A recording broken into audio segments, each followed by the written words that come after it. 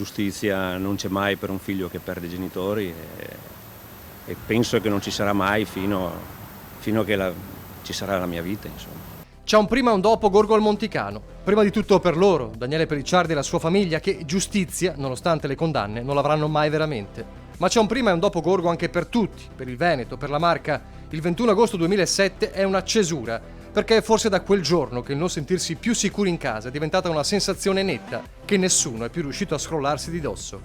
Non era pensabile che si potesse arrivare a tanto. Guido e Lucia, preda delle belve, in un orrore impossibile da dimenticare, nemmeno 13 anni dopo. Resta il ricordo dei miei genitori, che quello non andrà mai via. Guido Lucia, custodi da appena 5 mesi di Villa Durante. Notte tra il 20 e il 21 agosto il piano delle belve si concretizza.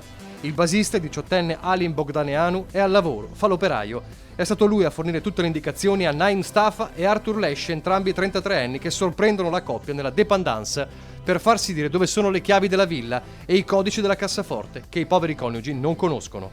Vengono torturati e massacrati con 180 colpi di cacciavite e sprangate, prima che le belve se ne vadano con appena 600 euro, lasciando dietro di loro un lago di sangue, una scena raccapricciante, scoperta per i maledetti casi del destino proprio dal figlio Daniele, guardia giurata. Uno shock per tutti e un'indagine serrata dei carabinieri che appena 2 settimane dopo mettono le mani sui 3 responsabili.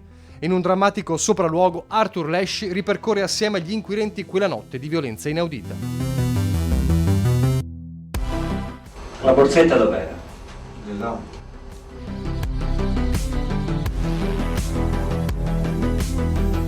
Il 20 dicembre dello stesso anno proprio Lesci si toglie la vita in carcere, mentre al processo di primo grado Stafa viene condannato all'ergastolo, Bogdaneanu a 20 anni.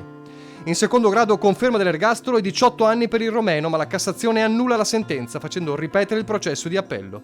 Nel giugno 2014 le condanne per entrambi diventano definitive. La teoria di un quarto uomo presente al momento del delitto non ha mai trovato risultanze certe, anche se ha aleggiato a lungo come ombra sulla vicenda.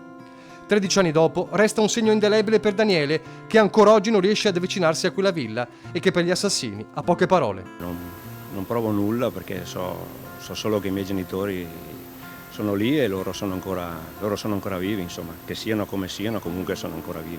Meglio allora ricordare i volti di Guido e Lucia prima della tragedia, una messa nella chiesa di Gorgo come ogni anno per perpetuare l'omaggio e un pensiero a come sarebbero oggi se quella maledetta notte non fosse mai arrivata. Sarebbe quella di un normale figlio con i genitori pensionati, insomma, con i loro acciacchi, invece questo purtroppo non può essere.